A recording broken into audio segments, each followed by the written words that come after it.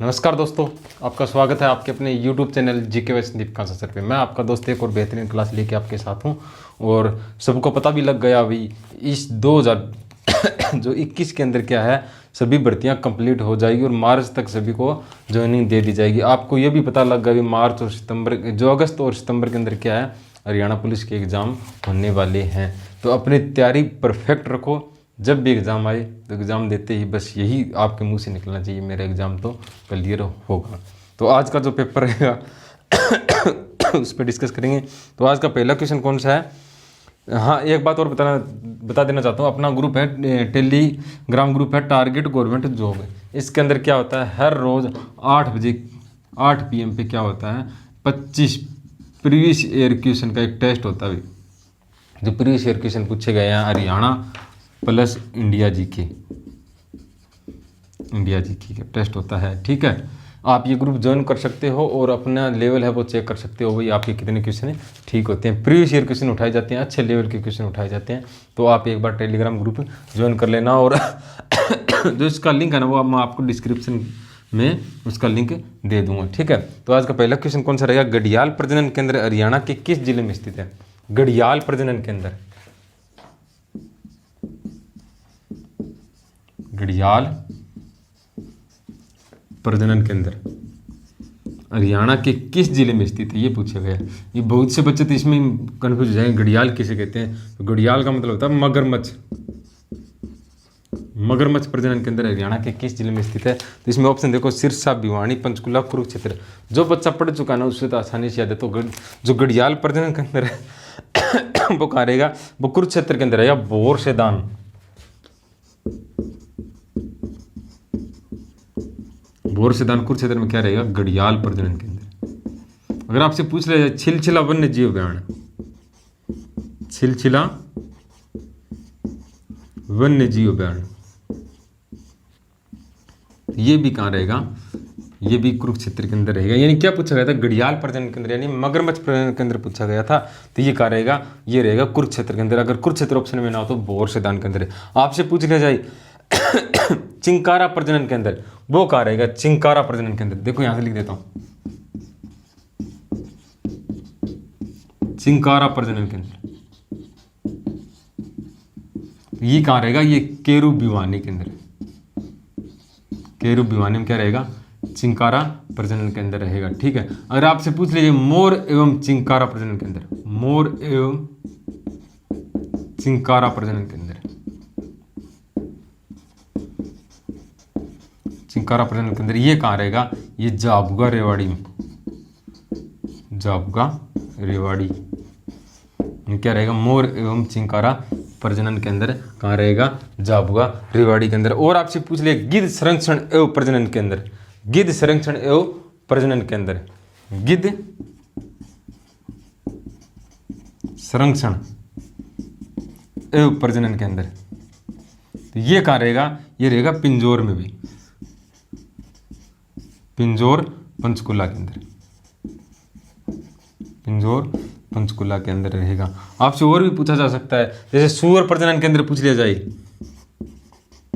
सूअर प्रजनन केंद्र ये कहाँ रहेगा? हिसार में। भैंस प्रजनन केंद्र, भेड़ प्रजनन केंद्र, ये सारे कहाँ रहेंगे? हिसार के अंदर रहेंगे। ठीक है, यानी क्या था क्वेश्चन हमारा? गढ़ियाल प्रजनन केंद्र। बहुत से बच्चे कंफ्यूज होते हैं इसमें, गढ़ियाल किसे कहते हैं? तो मगरमच्छ को कहते हैं। तो गढ़ियाल प्रजनन केंद्र कहाँ रहेगा? तो गढ़ियाल प्रजनन केंद्र रहेगा बोर सेदान कुरुक्षेत्र अंदर। सिलसिला वन्य जीव अभ्यारण्य आ जाए तो वो कहाँ रहेगा? कुरुक्षेत्र अंदर। सूअर प्रजनन केंद्र आ जाए तो वो कहाँ रहेगा? हिसार के अंदर। चिंकारा प्रजनन केंद्र आ जाए तो जो केरू भिवानी के अंदर। अगर मोर एवं चिंकारा प्रजनन केंद्र आ जाए तो वो कहाँ रहेगा? जाबुआ रेवाड़ी के अंदर। गिद्ध संरक्षण एवं प्रजनन केंद्र आ जाए तो कहाँ रहेगा? पिंजौर पंचकुला के अंदर रहेगा। ठीक है, इस तरीके से क्वेश्चन करते रहेंगे। और अपना टेलीग्राम ग्रुप जरूर ज्वाइन करना। क्लास आपको अच्छी लगे तो कमेंट करके जरूर बताना, और लगातार अपना प्यार और सहयोग और बनाए रखना, और शेयर और लाइक तो जरूर करना। अगला क्वेश्चन कौन सा रहेगा? नू खालिस्तान जिले के अंतर्गत आता है, यानी जो नू डिस्ट्रिक्ट है ना, ये किस जिले के अंतर्गत आता है?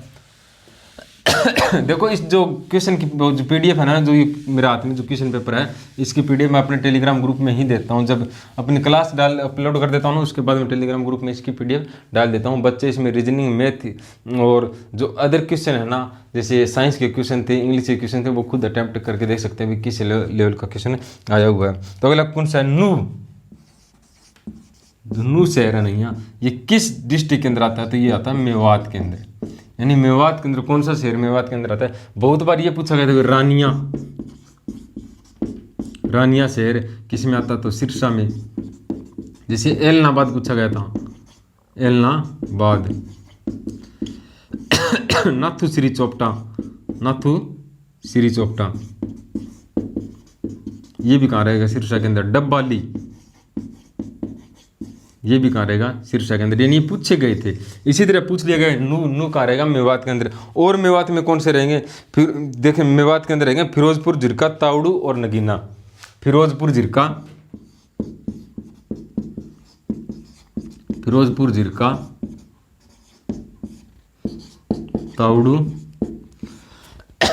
तावड़ू और नगीना ये कहाँ रहेंगे, ये मेवात के अंदर ही रहेंगे। यानी पूछा क्या गया था, नू शहर किस जिले के अंदर आता है, तो ये रहता है मेवात के अंदर। ठीक है, और क्या आ सकता है, फिरोजपुर, झिरका, तावड़ू और नगीना।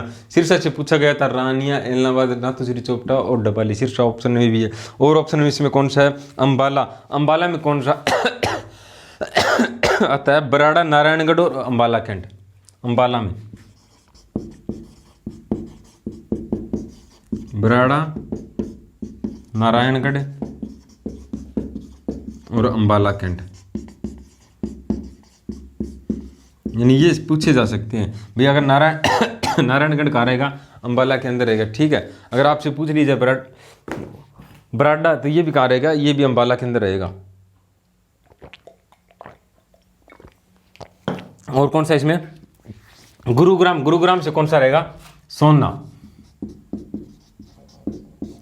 यानी गुरुग्राम से कौन सा है, सोना। और कौन सा रहेगा गुरुग्राम से, मानेसर और पटौदी। ये किससे रहेंगे, गुरुग्राम से रहेंगे। क्वेश्चन क्या पूछा गया था, नू किस जिले के अंतर्गत आता है, तो मेवात के अंतर्गत आता है। फिरोजपुर, झुरका, तावड़ू और नगीना भी मेवात के अंतर्गत। अंबाला के अंतर्गत कौन से शहर आते हैं, बराड़ा, नारायणगढ़ और अंबाला कैंट। सिरसा के अंतर्गत रानिया, एलनाबाद, नाथूश्री चोपटा और डब्बाली।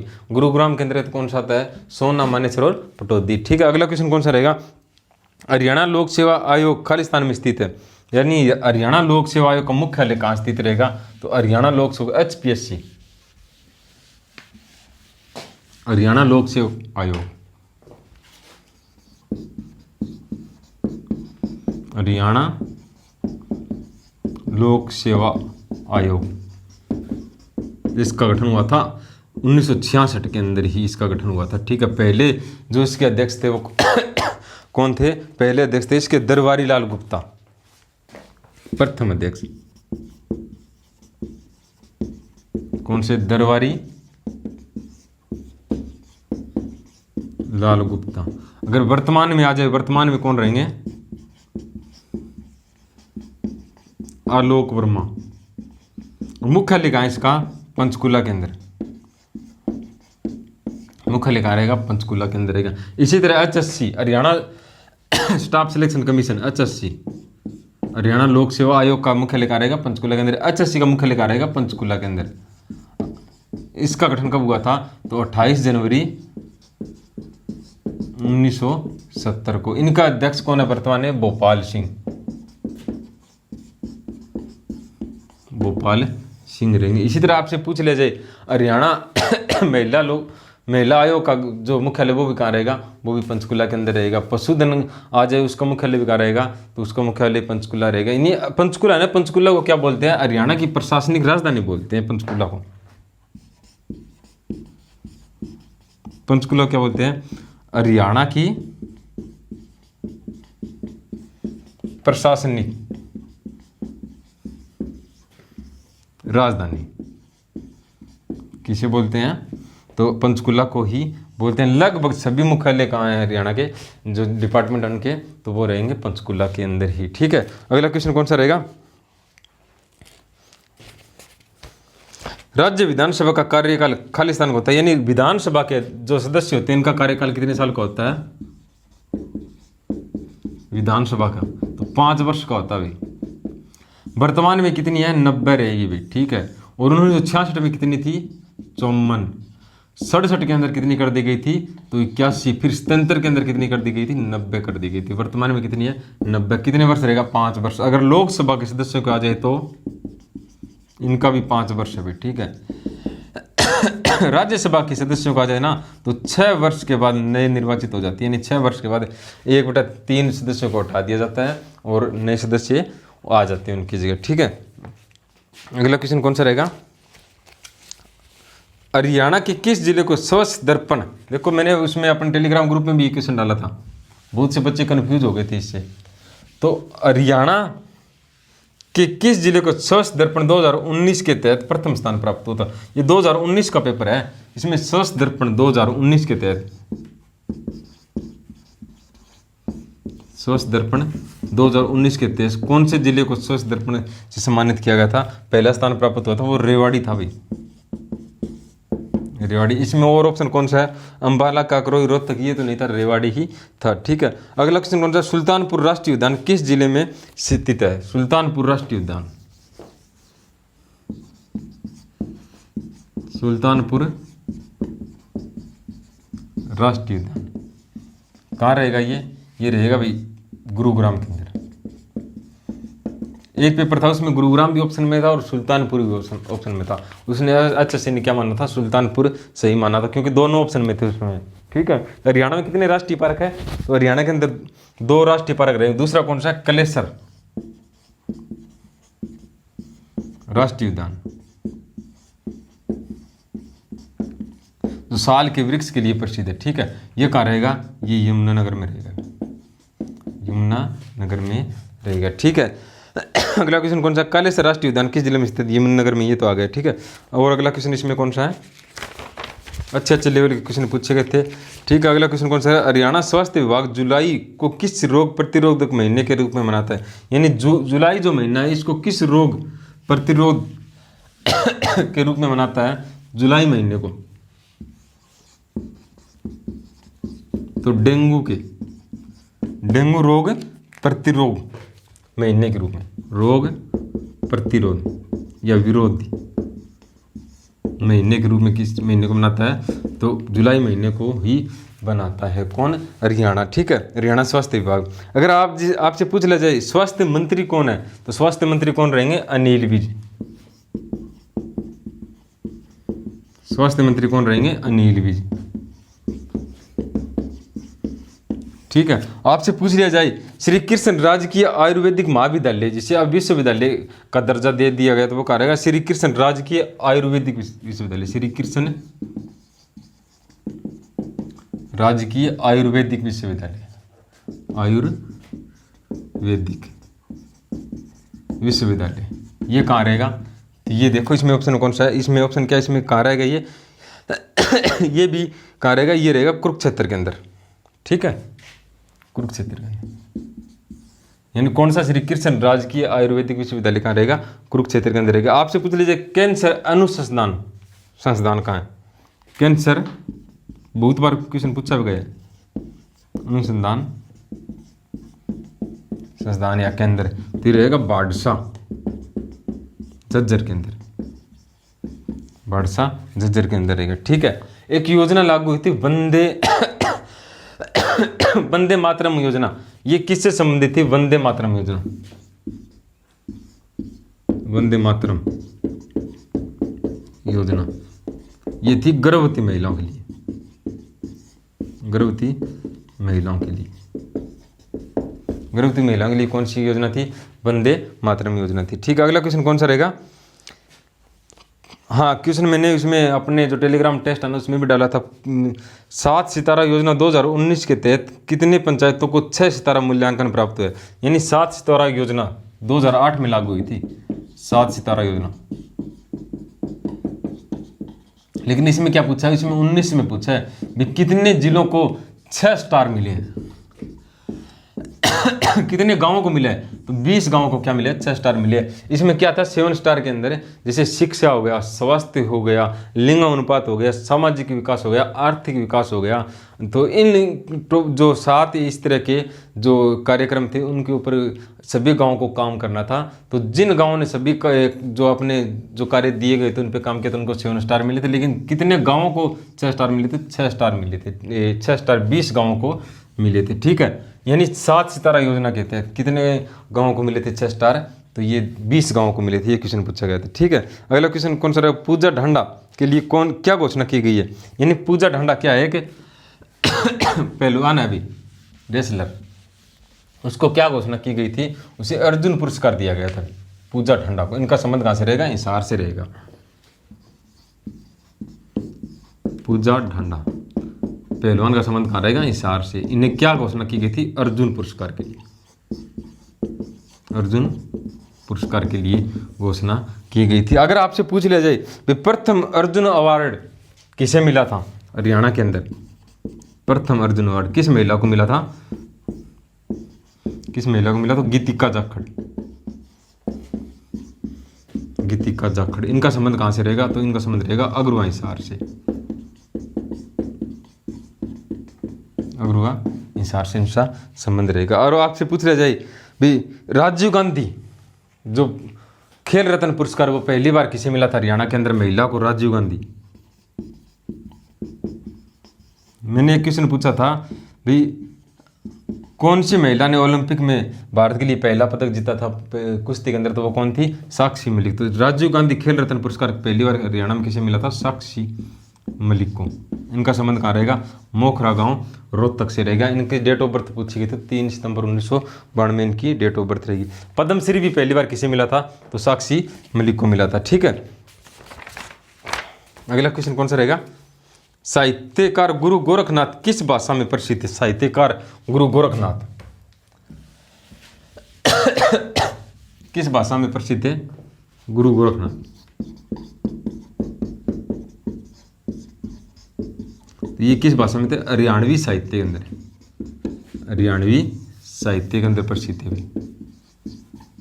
ठीक है, इनमें ऑप्शन कौन कौन सा, इसमें ऑप्शन उर्दू साहित्य रहेगा, हिंदी साहित्य रहेगा, उपरोक्त सभी।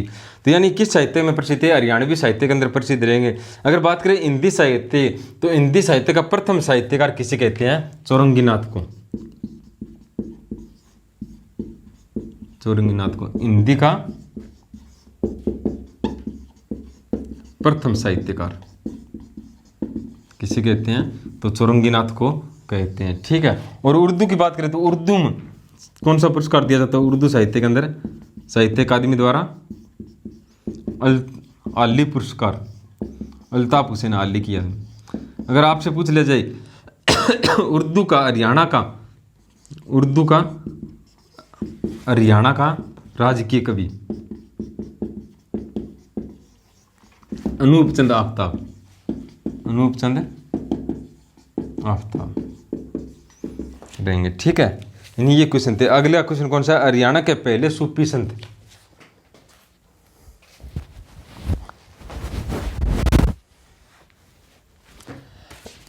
अगला क्वेश्चन कौन सा है, हरियाणा के पहले सूफी संत को खालिस्तान के रूप में जाना जाता है। यानी हरियाणा के पहले सूफी संत कौन थे, हरियाणा के पहले सूफी संत, हरियाणा के पहले सूफी संत कौन थे। इसमें ऑप्शन देखो, अब्दाल हकीम मुराद, बारह मासा, ईरानी न्यायदी रूमी, तो शेख मोहम्मद तुर्क। कौन थे, शेख मोहम्मद तुर्क, शेख मोहम्मद तुर्क कौन थे, हरियाणा के पहले सूफी संत कौन थे, शेख मोहम्मद तुर्क थे। ठीक है, और 12 मासा की बात करें तो 12 मासा किसने लिखी थी, 12 मासा तो ये लिखी थी सूफी संत हजरत, 12 मासा सूफी संत हजरत खेरूसा ने, खेरूसा ने क्या लिखी थी, 12 मासा लिखी थी। और ऑप्शन इसमें कौन से है, इसमें ऑप्शन ईरानी न्यायविद नहीं। आपसे पूछ ले जाए आजी ए हरियाणा किसे कहते हैं, तो आजी ए हरियाणा इंपॉर्टेंट है, बहुत बार क्वेश्चन पूछा भी गया है। आजी ए हरियाणा किसे कहते हैं? हाजी हरियाणा किसे कहते हैं? शाह मोहम्मद रमजान को, शाह मोहम्मद रमजान को क्या कहते हैं? हाजी है हरियाणा कहते हैं। ठीक है। यानी क्वेश्चन क्या पूछा गया था, हरियाणा के पहले सूफी संत कौन थे? शेख मोहम्मद तुगलक। हाजी हरियाणा पहले शाह मोहम्मद रमजान। 12 मासा किसने लिखी थी? सूफी संत हजरत खेरूसा ने क्या लिखी थी? 12 मासा लिखी थी। अगला क्वेश्चन कौन सा? खालिस्तान हरियाणा भाषा का प्रथम जैन कवि कविता मेरे करने वाला पहला कविता तो श्रीधर। जैन कवि आ जाए ना, जैन कवि पहला कौन थे? श्रीधर। क्या थे? जैन कवि। ठीक है। हरियाणा के पहले सूफी संत कौन थे? शेख मोहम्मद तुगलक। ठीक है। अगला क्वेश्चन कौन सा इसमें? हरियाणा की राजधानी चंडीगढ़, ये तो सबको पता है। ठीक है। कौशल्या बांध किस नदी पे? बहुत बार बता चुका हूँ। कौशल्या बांध किस नदी पे है?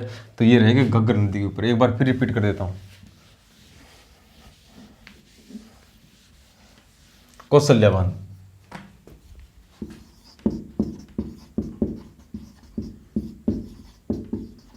किस नदी पे रहेगा? घग्गर पे। किस नदी पे रहेगा? घग्गर नदी पे रहेगा। कमेंट करके जरूर बताना। अगर दगराना बांध आ जाए तो ये भी किस नदी पे है? ये भी घग्गर के ऊपर। दीवान वाला ये भी किस नदी पे? घग्गर के ऊपर। ठीक है। ओट्टू बांध आ जाए तो ओट्टू बांध ये भी किस नदी पे है? घग्गर नदी पे। और छमला बांध आ जाए तो वो भी कहां पे रहेगा? घग्गर नदी पे। ठीक है। कहां पे रहेंगे? घग्गर नदी पर। अगर साहिबी नदी के ऊपर कौन सा बांध रहेगा? मसानी बांध। मसानी बांध किस नदी पे है? साहिबी नदी के ऊपर। ठीक है। आपसे पूछ ले जाए अथनी कुंड बैराज या ताजे वाला बांध। अथनी कुंड बैराज या ताजे वाला बांध ये कहाँ रहेंगे? यमुनानगर के अंदर यमुना नदी के ऊपर रहेंगे। यमुना नदी पर रहेंगे ये बांध। ठीक है। यानी क्वेश्चन क्या पूछा गया था? कौशल्या बांध किस नदी के ऊपर? घग्गर नदी पर। छमला बांध भी किस नदी पे? घग्गर पे। दगराना बांध आ जाए तो घग्गर पे नदी पे। दीवान वाला बांध आ जाए तो घग्गर नदी पे। घग्गर नदी को क्या कहते हैं? अकरा नदी कहते हैं। वे कहाँ पर? पाकिस्तान के अंदर। ठीक है। अगर अथनी कुंड बैराज आ जाए तो ताजे वाला बांध आ जाए तो ये किस नदी पर रहेंगे? यमुना नदी पे। मसानी बांध आ जाए तो रेवाड़ी के अंदर किस नदी पर रहेगा? साहिबी नदी के ऊपर रहेगा। ठीक है। अगला क्वेश्चन कौन सा इसमें? युद्ध काल में हरियाणा को किस नाम से जाना जाता है? युद्ध काल के अंदर हरियाणा को किस नाम से जाना जाता था? तो बहुधान्य के नाम से। बहुधान्य का अर्थ था अंतत समृद्ध भूमि। युद्ध काल के अंदर युद्ध काल के अंदर हरियाणा को किस नाम से जाना जाता था? बहुधान्य। बहुधान्य के नाम से। बहुधान्य का अर्थ होता है अंतत समृद्ध भूमि। अगर महाभारत में आ जाए तो महाभारत में क्या कहा जाता? बहुधान्य कहा जाता था। ठीक है। अगर आपसे और पूछ लिया जाती कुरुओं द्वारा अपचाई गई भूमि को क्या कहते हैं? आद्य रूपा। अगर ऋग्वेद काल आज में ऋग्वेद में क्या कहते हैं? रज हरियाणा। रज हरियाणा। डॉक्टर HR गुप्ता ने क्या कहा? आर्यना यानी आर्यों का घर। आर्यों का घर किसे कहा है? हरियाणा को कहा है। महाराजा कृष्ण ने क्या कहा है? हरना। हरना का मतलब होता है लूटना। ठीक है।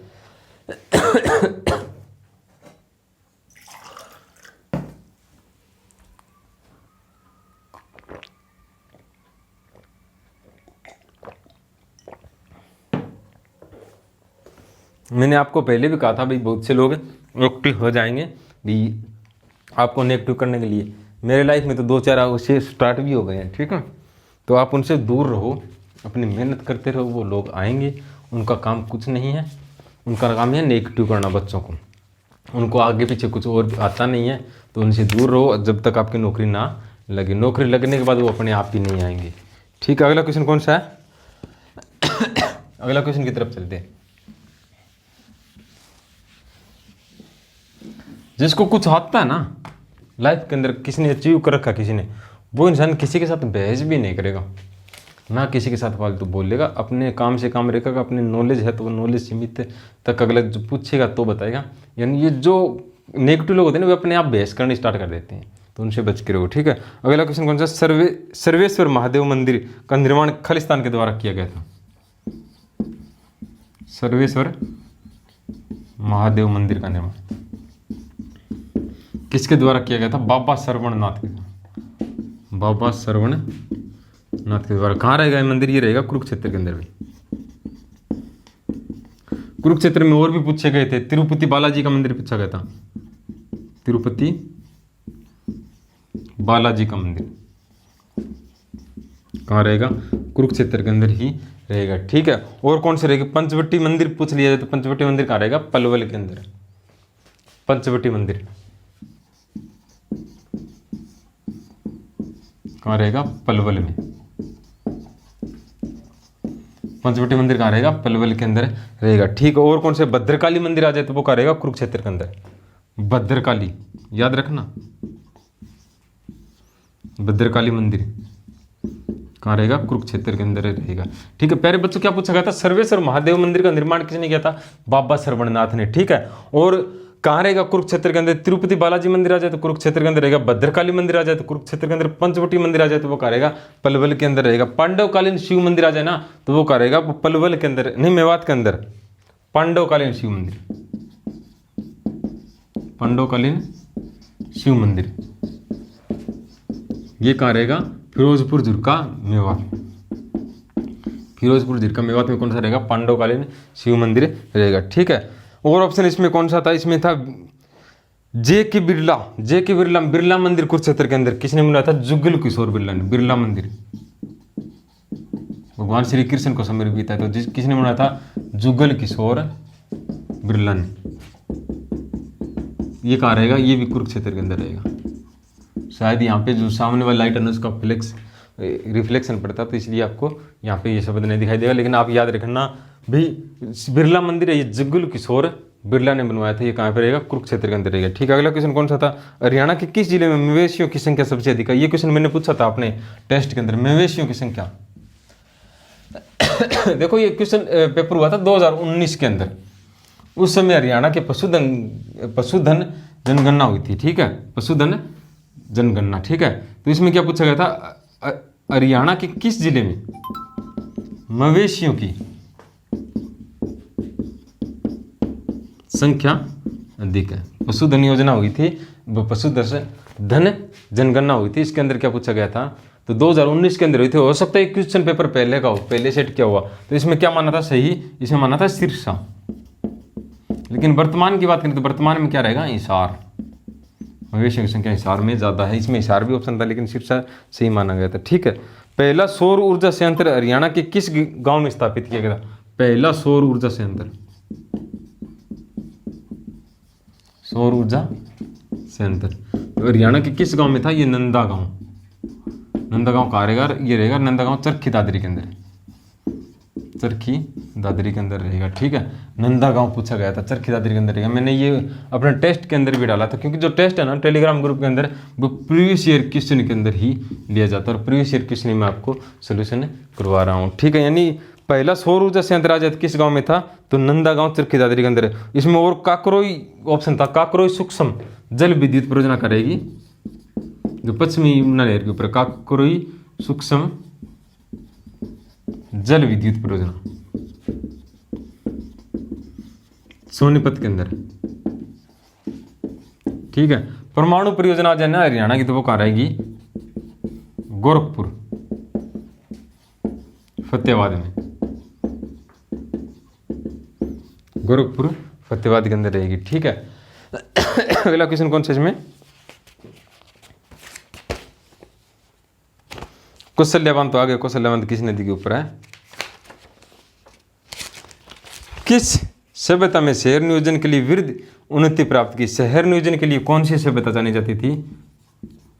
शहर नियोजन के लिए तो हड़प्पा सभ्यता।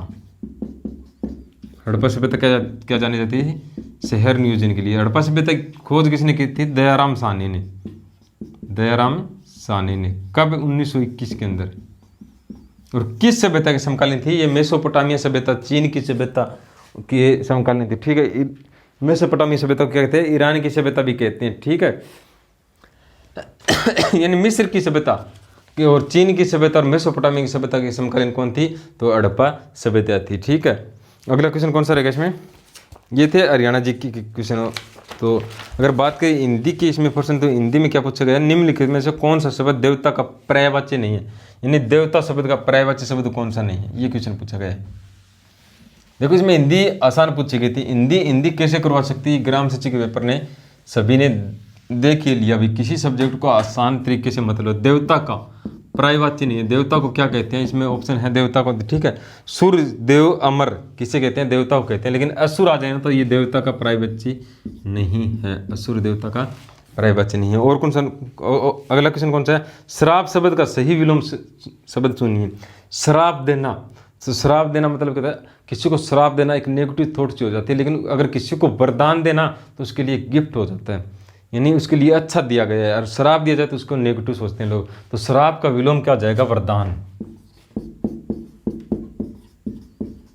श्राप का विलोम क्या हो जाएगा, वरदान हो जाएगा, ठीक है। अगला क्वेश्चन कौन सा है, गोबर गणेश मुहावरा है। गोबर गणेश का अर्थ सुनिए। गोबर गणेश का क्या होता है, बहुत होशियार होना नहीं, भगवान नहीं, निरक्षर नहीं, पक्का मूर्ख। गोबर गणेश का मतलब होता है, कह देते हैं गोबर गणेश मतलब होता है पक्का मूर्ख, पक्का मूर्ख, ठीक है। हिंदी में और अगला क्वेश्चन कौन सा है, महिला वर्ग शब्द का सही एक वचन सुनिए। महिला वर्ग यानी बहुत सी महिलाएं इकट्ठी हुई है। महिला वर्ग का एक वचन चुनना में, महिला, महिलाएं, महिलाएं, महिलाओं, तो इसका एक वचन क्या रहेगा, महिला, ठीक है। अगला क्वेश्चन कौन सा है, वाक्य का सही बहुवचन चुनिए। हिरण घास चर रहा था। हिरण घास चर रहा था, यानी इसका बहुवचन चुनना है। तो इसमें क्या कहा, हिरण घास चर रहा था, तो क्या कहा, हिरण घास चर रहे थे, हिरण घास चर रहे थे, ये इसका बहुवचन आ जाएगा, ठीक है। ये था आज का हमारा क्वेश्चन पेपर। अगर क्लास अच्छी लगे तो कमेंट करके जरूर बता देना, और लाइक भी करना, शेयर भी करना, अपना प्यार बनाए रखना, लगातार मेहनत करते रहना। यही सबसे अच्छा सुनहरा मौका है आपके मम्मी पापा को एक अच्छा सुनहरा गिफ्ट देने के लिए, नहीं लाइफ टाइम अचीवमेंट देने के लिए। इससे अच्छा सुनहरा मौका किसी बच्चे के पास नहीं आएगा। मेहनत करते रहना लगातार, जब तक आपको गवर्नमेंट जॉब ना मिले। मेरे तो भगवान से हर रोज़ यही दुआ निकलती है कि जो भी इंसान मेरे से मिले उनके लाइफ के अंदर बहुत खुशियाँ आए। तो क्लास कैसी लगी कमेंट करके जरूर बताना। जय हिंद, जय भारत।